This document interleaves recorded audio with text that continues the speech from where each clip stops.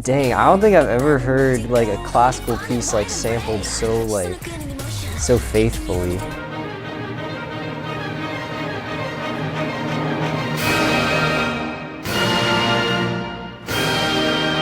You are now reacting to the 5-member girl group Red Velvet and their 2022 release called Feel My Rhythm. The lyrics vividly describe traveling freely through time and space. Get it? Because you're traveling freely through time and space, and the definition of rhythm is the organization of movement, of the organization of time within space. But yeah, you see the connection between the lyrics and the definition of Oh. Yeah, we do that. Wow. Rim shot. I'm just like, He just moved freely through time and space. I did. Did you feel my rhythm? Yeah?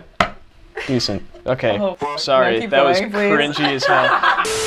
About this comeback, the member Irene says, after it becomes spring from winter, it feels like a new start, so we wanted to show the coldness of winter and the warmth of spring. The song is composed by Jake K and NCK from Artifact. People may know Jake K for producing Super Junior's Boom. No. I remember that, yeah. We just sang two very different parts of the song.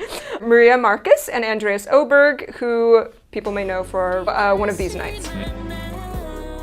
And if you think you hear a classical piece, you do. It's probably like Ba-da-dum, ba-da-dum, ba-da-dum. Barber, Adagio. Carmina Burana or something. Oh, it could be. No, it's not that. Wait, let's see if we can guess it. I'm Can you definitely give us not gonna hints? guess it. You haven't mentioned him yet. Brahms? What? I swear to God, if it's Stravinsky, I'm Saint-Saëns. leaving. It's originally a string-focused piece. Vivaldi. Not Ravel. Shall we? I feel like just judging from the art style, I feel like it would be French, like Debussy or something. You ready to feel the rhythm, Sam? Well, we'll see about that. 3, 2, 1. Whoa. Wow. Whoa. I'm like mesmerized. Whoa. Whoa! Ah! Whoa! This is so peaceful. Fuck, it's fuck! It's fuck! Oh my god! Wrong. It's in Baroque tuning! Is that a harpsichord? Oh! It fits perfectly, what the? Wow, where's this gonna go? Oh. Sure.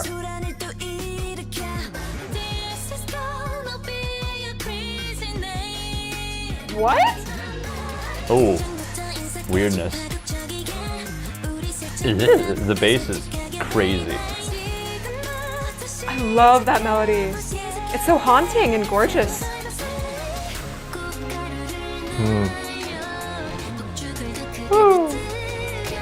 Ooh, that's really cool. They're using like a lot of passing tones. Yeah. Hey, yo.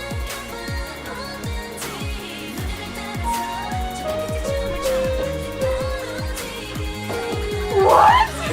Okay, and it works. Da, da, da. Oh, it's fast now. It's double time now. For the bar.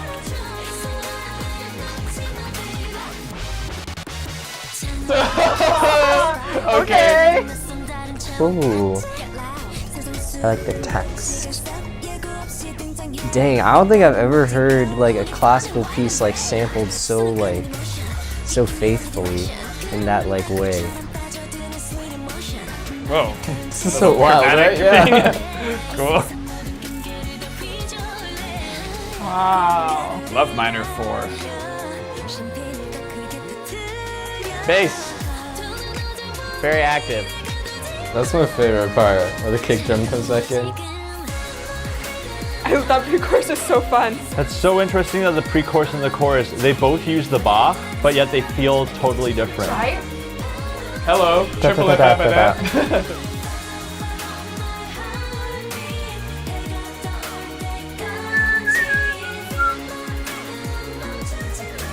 Everything's in unison for a bit. Whoa, giant.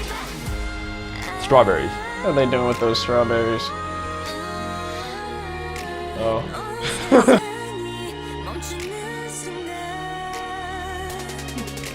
think that's the B section. It's like the later. Yeah, the fact that they're using more of Bach than just the main theme is fantastic.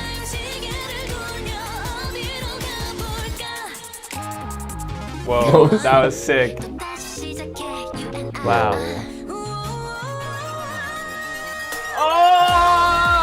Whoa! Oh, okay, James, let's go. Yeah, this is all a Bosch painting. That's really cool. It's all based on it. That yellow one and the blue one are gonna haunt my nightmares.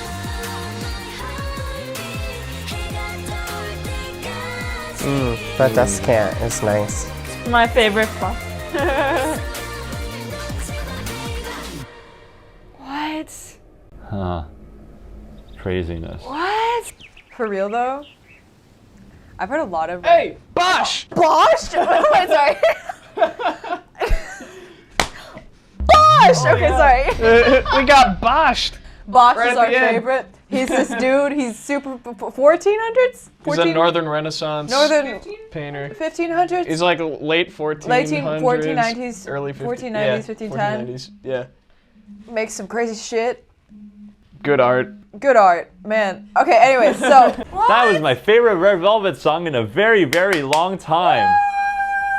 Yeah, I've heard like a lot of Red Velvet, and I think that's like upon first listen my favorite I've listened to, and I actually like Red Velvet, like a lot. So that's saying something. Certain Red Velvet songs that, you know, they hit the weirdness factor. They don't feel like they have like this core, this musical core that I enjoy. Something that, I don't know, to bring it all together. It feels kind of like, it's like surface level experimental. This one felt like it had that musical core. It felt like it had a little heart, something about it, yeah. There was a beating heart.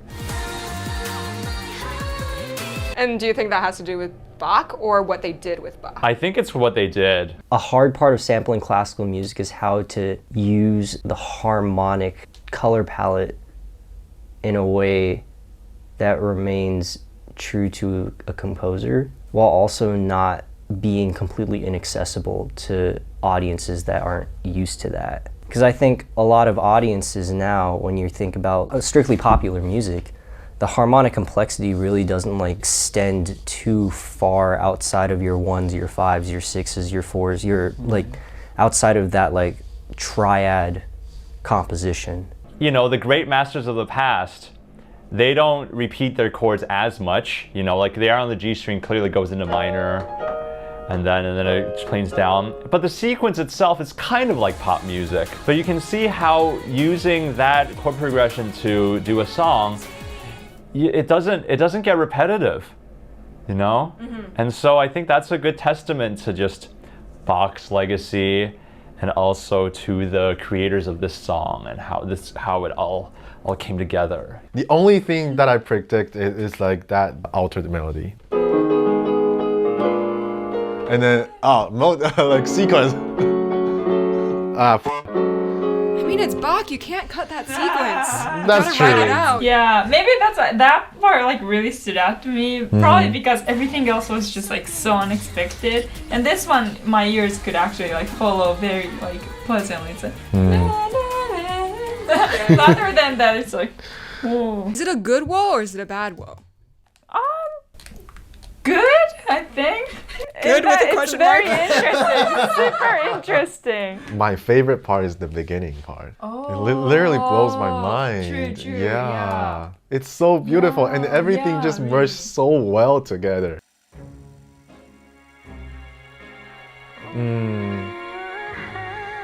Yeah, like this part. So much I'm gonna reverb. pause it. Yes. That's not the original Bach. In the original, the bass goes like this.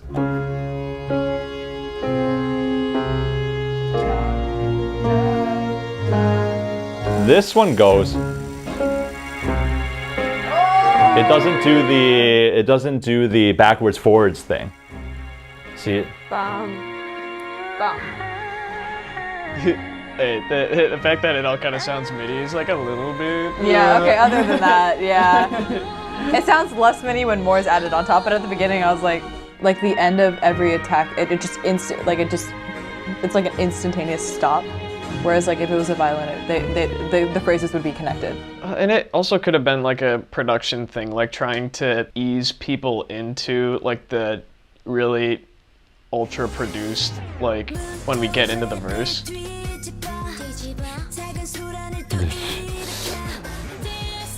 The bass is so nasty. I love that. That's crazy. Also, like the. Introducing the Mixolydian is really fun because that's the flat 7, because that's also a totally foreign note. That's like 30 seconds into the song. Like it's already like extending beyond the traditional major D flat major scale. What's the percussion there? It sounds like a cowbell.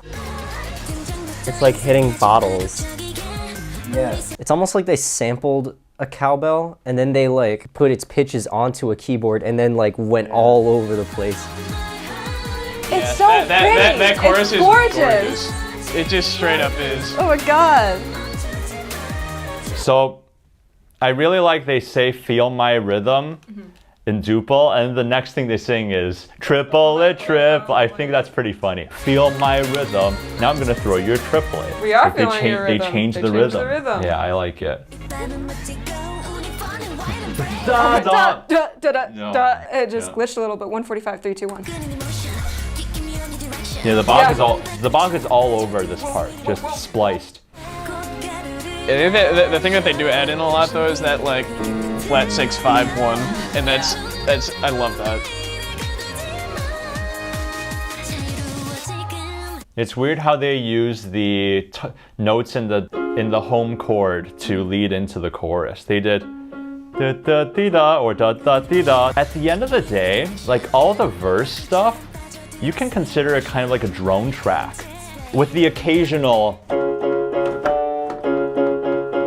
But the goal of the verse is to make us feel the D flat so much that just they can do anything on D flat and then create tension just by changing the instrumentation. Instead of going like, you know, maybe like, which is how, yeah, they just do, and then D, but that sounds so tense because of all the bleep bloops that are happening. Right. 213, 3, 2, 1. See, they go on 5, but it's da da da da da.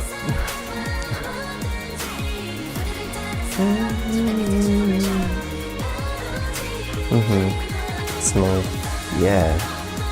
I also like how like as soon as the line, it's almost like a call and response, like like arpeggiates that. Damn. Aside from the intro, maybe my favorite is the bridge. It's so deep. Like the music is really deep. Yeah. Yeah, actually, I was gonna talk about this part too, Yeah. because all of a sudden it gets so dark. It's like, whoa, it's like you're. The song itself was fighting itself. It made me feel uncomfortable, but I love feeling uncomfortable in music, so like, great.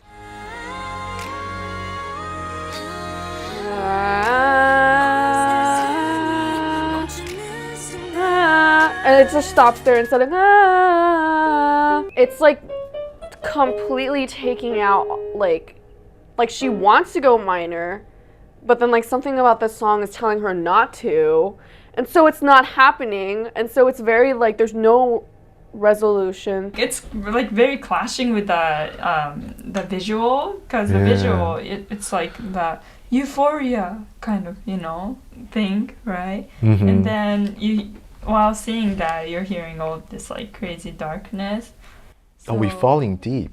Falling deep. Yeah, I really felt deep. I felt that too. Oh, makes sense. Especially the two feel motion. Oh, true. Ding, Yeah. And then look, it says next time spin the clock. Where should we go? So it's like perfect because it's like, wow, where the heck are we going? I love whenever the rhythms trade out between the Bach and their melody. Yeah, that's the second. B section? Yeah, the B section.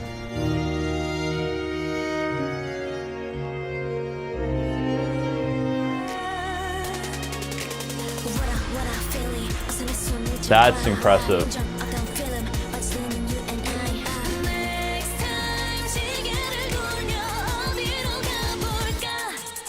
Yeah, and what's up with that? That part was sick. No, I'm looking at this fucking Big Bird. Oh, the Big Bird. Like what the? Yeah, pretty out. That's pretty out. Whatever that Yeah, okay. synth So thing the that music's happens, like kind of right there. cool, but then there's a fucking Big Bird looking at you.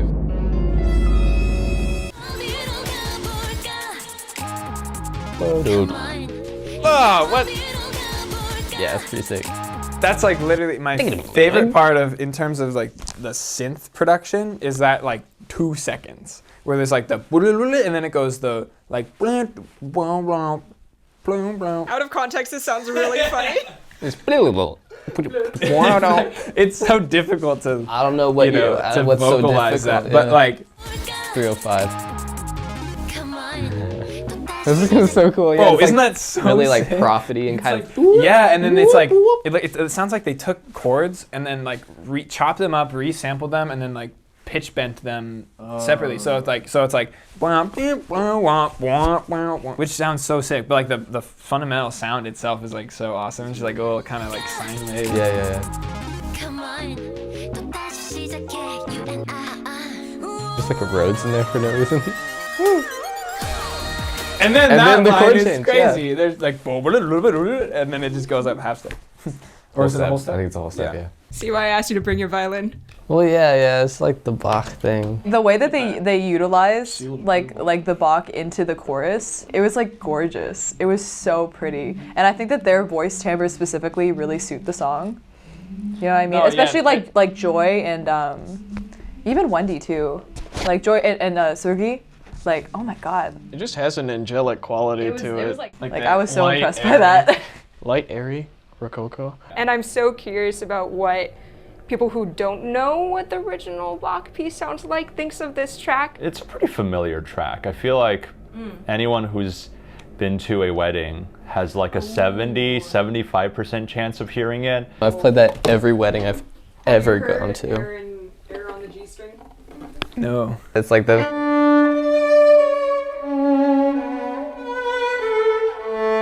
Like that's the bass line, and then the violin's like.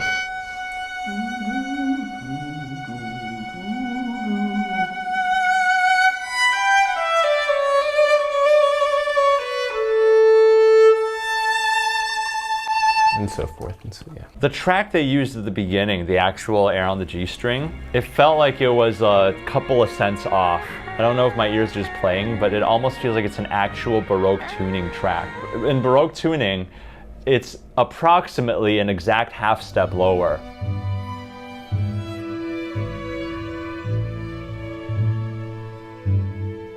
I hate Baroque music. Yeah, it was in D flat.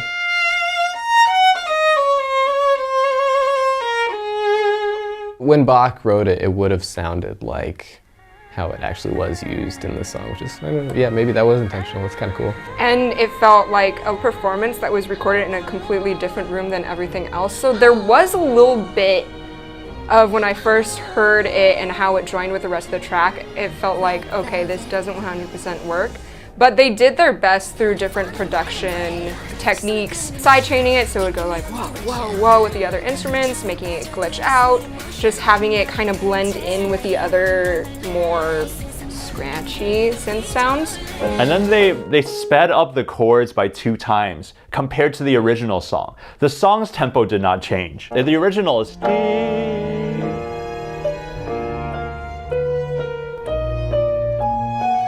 right, so it stays in each chord for like a solid 4 beats. In this one, it's it was something like that. So if we did it that speed, then the violin line would be like something like that. But we didn't hear that because they actually re-recorded it. They skipped all the passing tones. So if you remove these 2, it would be. It was something like that. If you listen to the violin line, it's literally just the broad sketches, which I think is actually very genius. Why this song is so mind-blowing to me is that they kept something with that kind of harmonic complexity and still made it like a song that is accessible to the public. Like, I have no idea how they did that. Innovation. In the verse, they do this thing where it's like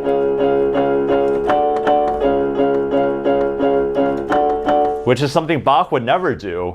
It's just D flat, and then they do the next note up. And that sounds so opposite from the Baroque harmonies. That's the main reason why the moment the verse started, it was like a different world. But yeah, you're right. It sounds cozy, and also it sounds nostalgic, and it also sounds like we're in SM's futuristic Kwangya, all at the same time. Dude, like synthesis of every art. That's so cool. That's such a cool concept. The fact that like freaking like K-pop is using Bach, I think is I mean, it's cool. Speaks to his And it genius, speaks to his genius. accessibility. It's just crazy to me, like how.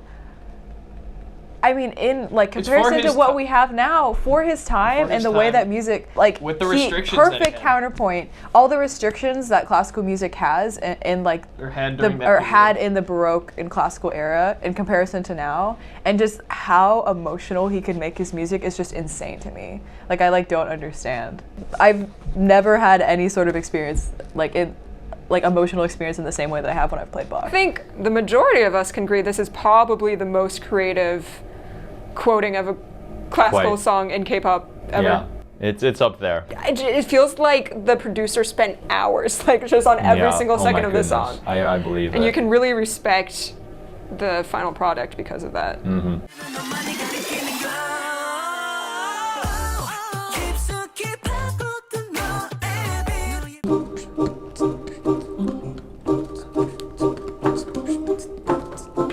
on, you gotta beatbox straight into the